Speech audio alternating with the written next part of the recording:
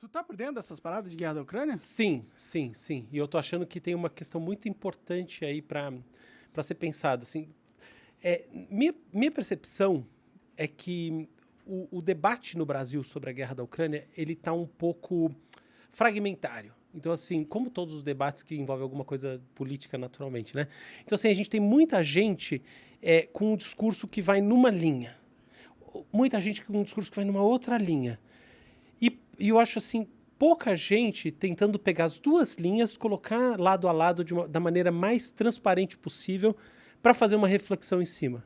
Então, não sei, esse é um assunto que te interessa? Claro, todo assunto me interessa tá, aqui. O que então- você quiser falar, você fala. Esse para mim é um assunto assim que me interessa muito. Eu acho assim, um assunto que acaba virando uma faísca para a transformação de longo prazo do mundo.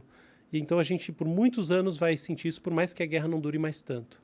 Pode crer. Então, assim, eu acho que para a gente pensar de fato esse tema, é importante voltar um pouco na história da Ucrânia, porque acho que tudo começa com algumas percepções que eu vejo sendo disseminadas na mídia e tal, e não só na mídia, tá? Às vezes eu vejo gente especializada escrevendo que não são bem verdadeiras. Então, ó, no século XIV, já havia uma formação de um Commonwealth. Commonwealth quer dizer assim uma zona de acordo, tá? Uma zona que tem assim um governo comum, algumas regras comuns, regras de comércio exterior, etc. e tal, que envolvia a Polônia e a Lituânia. Tá? Isso durou até o século XVIII, tá? A Polônia é do lado da Ucrânia, né? A Polônia e a Lituânia. O negócio é o seguinte, esse Commonwealth, esses dois países num só, eles ocupavam uma parte grande do que é a atual Ucrânia.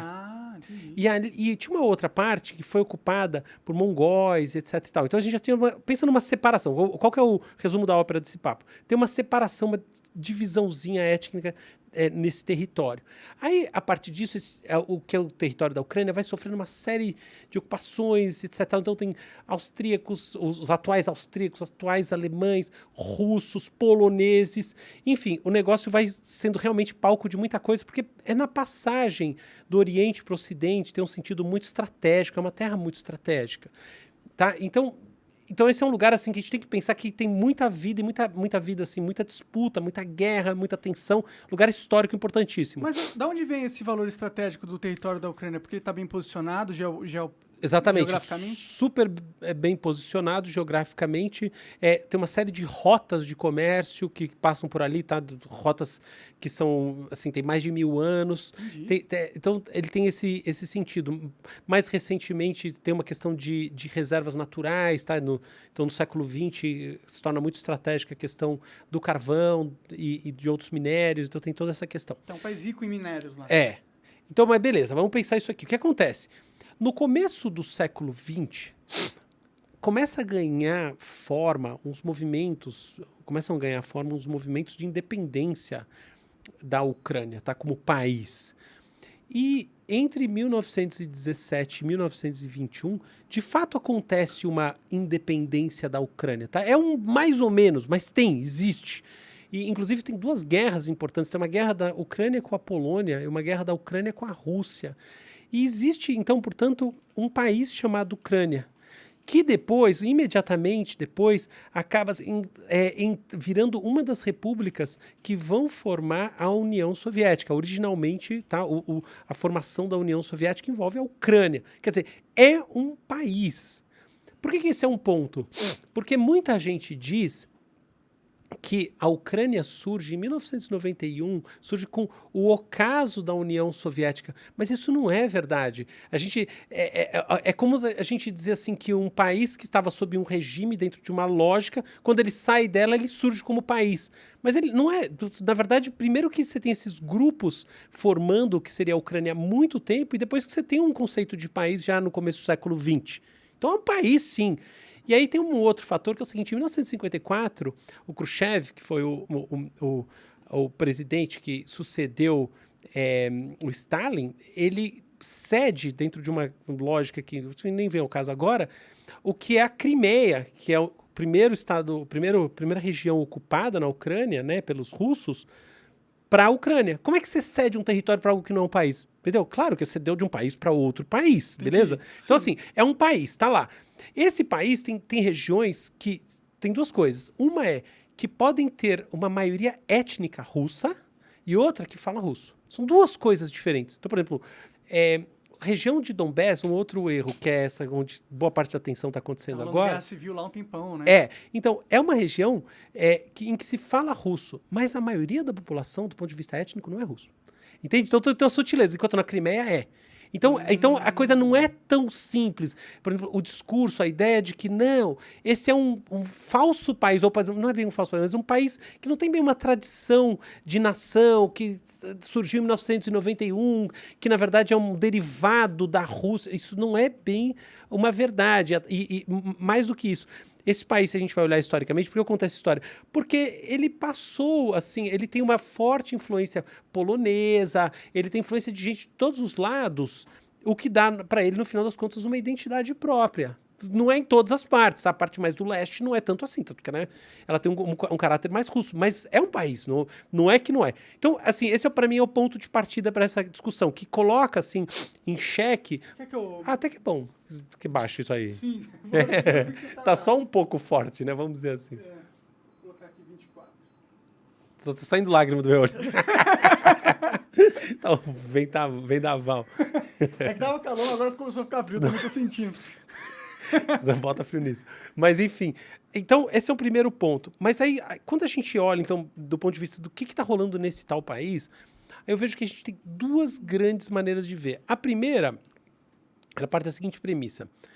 O mundo, como, assim, um espaço comum, o tal do tabuleiro geopolítico, ele seria um tabuleiro anárquico, tá? Ou seja, assim, não é uma regra do mundo. Não é como se a ONU mandasse porra alguma, né? É como, exatamente, nessa lógica que nenhum organismo de atuação internacional tem grande relevância. Essa é a primeira premissa. A segunda premissa é que os países agem independentemente do que acontece internamente, motivados através da tentativa de maximizar a utilidade esperada para eles, ou seja, maximizar o que é entendido como bom para eles, tá? Sobretudo do ponto de vista de poder.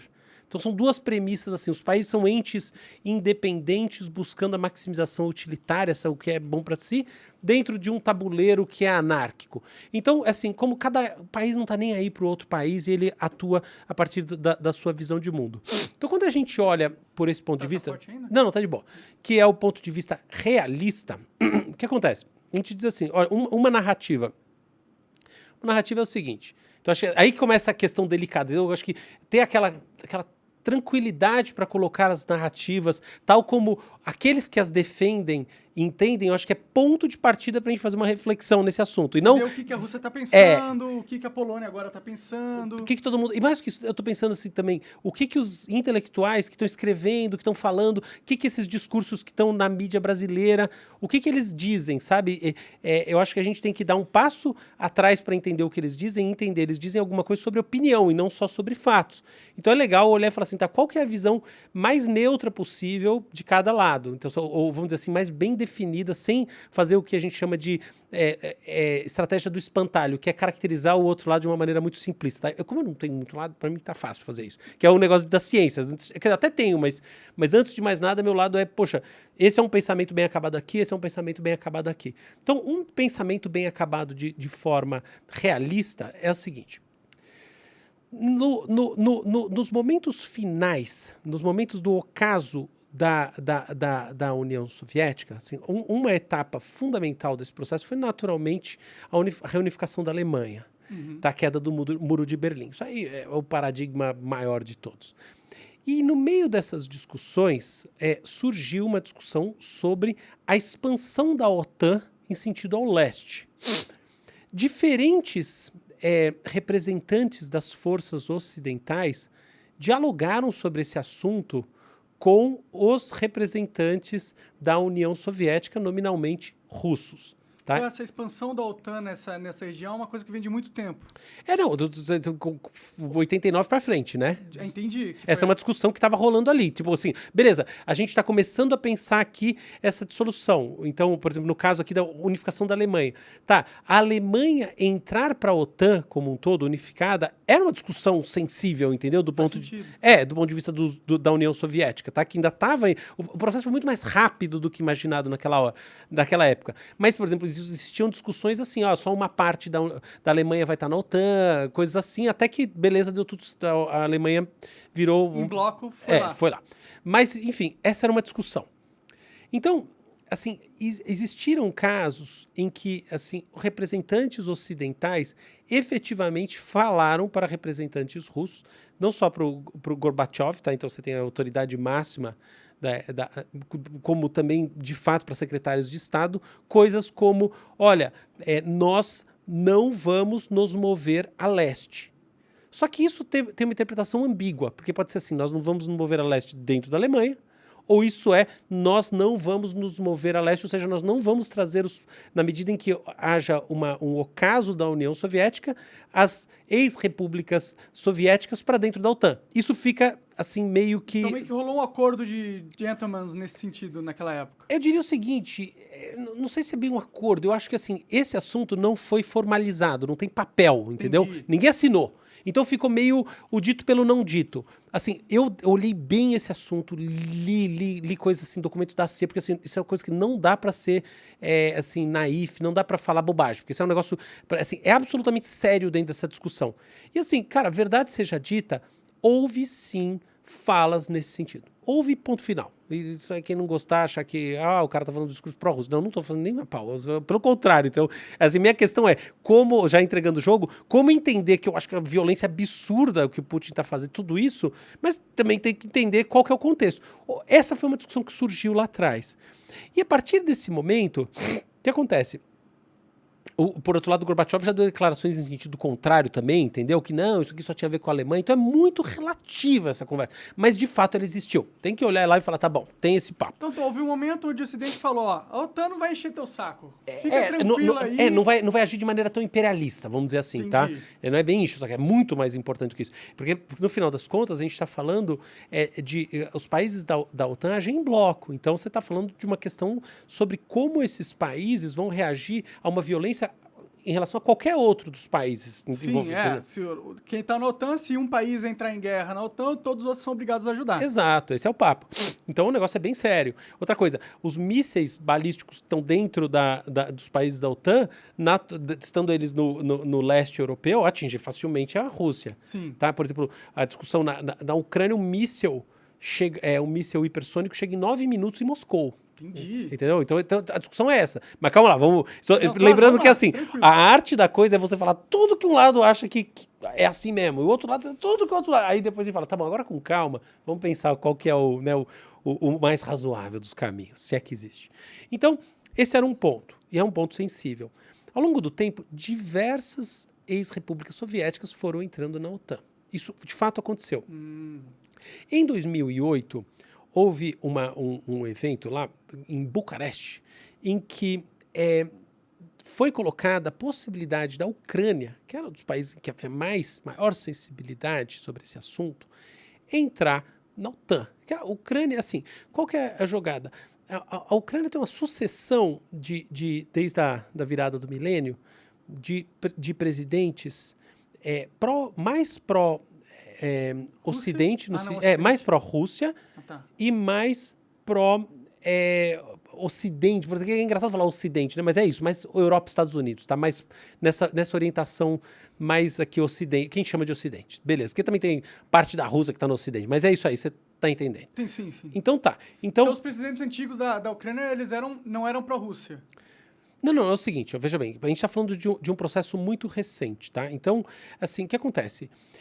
Em 2004, existe um fenômeno de rua chamado Revolução Laranja, que foi uma revolução pacífica até certo ponto, bem pacífica, perto da média das coisas, que aconteceu assim, houve uma eleição, o candidato que estaria na frente, que era um candidato pró-Rússia, foi acusado de enfim, basicamente manipulado a eleição, tá? E eu dei uma olhada nesse assunto, assim, busquei também da maneira mais isenta de ver a coisa. E isso parece que é verdade mesmo. Então parece realmente manipulou. Fraude eleitoral. Aí isso levou a uma nova eleição. Yoshenko, que é o grande representante no executivo de uma visão mais ocidental, acabou levando. Entendi. Tá? E aí, quando ele levou, você tem uma inflexão mais forte em sentido a criar um negócio chamado MAP, que é um mapa de interesses determinado pela OTAN para a entrada de um país. Por quê? Porque, olha só, não é tão simples você entrar na OTAN, não basta querer, entendeu? Sim. Você tem uma série de mudanças internas. São duas questões diferentes para começar. Entrada na União Europeia, entrada na OTAN, tá bom? Mas vamos dizer assim que a questão mais sensível de todas é a entrada na OTAN. Mas beleza, então o papo tá nessa direção. Então aí em 2010 existe uma mudança de política com a eleição de um presidente com uma orientação mais russa, e isso vai gerar toda uma situação de complexidade, de tensão interna, que gera a queda desse presidente em 2014, que se exila na Rússia. E esse movimento é um movimento que, ao contrário da Revolução Laranja de 2004, foi um movimento mais violento, envolveu mortes e tal. E no final das contas, o grande ponto dessa história é que assim, a Rússia entende que esse movimento foi estimulado pelos Estados Unidos, que tinham forças da CIA e tal. De fato, os Estados Unidos apoiou, isso é verdade seja dita. Assim, eu olhei também, fato. Mas me explica, que eu não sei muito bem o que aconteceu em 2014. O cara estava eleito e aí tiraram ele do poder como? Com armas? Não. Ele, na verdade, não. Assim, ele renunciou. Mas ele renunciou sob um nível de pressão, porque nem toda renúncia é uma renúncia espontânea, claro. Entendeu? Ele sofreu pressão para renunciar. Por quê? Porque ele foi contra os interesses do alinhamento da Ucrânia com os países europeus, tá? Com a OTAN. Agora, qual que é o grande lance, o subtexto? É o seguinte, existem várias pesquisas feitas ao longo do tempo, pesquisas de opinião na Ucrânia, sobre o interesse da população de entrar na OTAN, de ser mais ocidental ou menos ocidental. E eu olhei também, vi todas essas pesquisas, esse interesse começa abaixo. Então, quer dizer, no começo, na virada do milênio, o interesse da população ucraniana era minoritário em relação à entrada na OTAN. Não é verdade que a população ucraniana queria entrar na OTAN. Não queria, ponto final. O problema é que, ao longo do tempo, esse interesse foi aumentando. E a partir de 2014, sobretudo, ele vai se tornando fortemente pró-Ocidente, fortemente pró-OTAN, entendeu? Então, assim, a população da Ucrânia teve uma virada de mente ali. Tem uma virada de opinião. Uhum. Então, o que acontece? Nesse momento, há uma renúncia,